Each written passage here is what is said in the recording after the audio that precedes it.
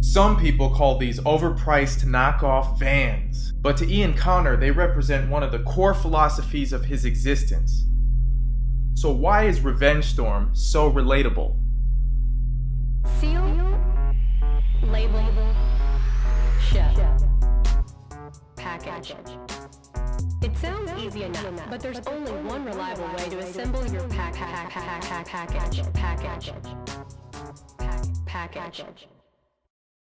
In the current era of hype culture, people are quick to dismiss the success and significance of certain projects.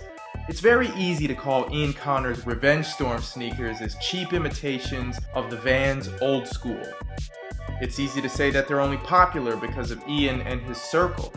But keep in mind, Ian and his circle are creative innovators, and they don't make arbitrary decisions when it comes to fashion.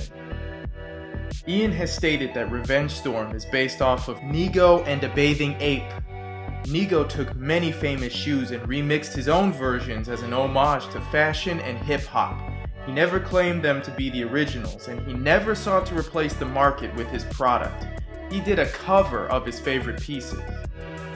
Ian Connor was inspired by NIGO's philosophy and applied it to his own favorite sneakers.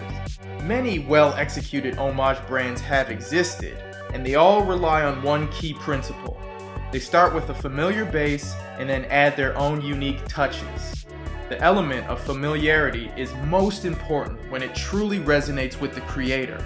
It comes from a place of authenticity, not imitation. Take a look around you and find out what creation is most meaningful to you. Then see if you can flip it to your style. Now get out there and push product. Why these niggas talking? Niggas never tell. 4G auto blessing, keep it Smith and Wesson.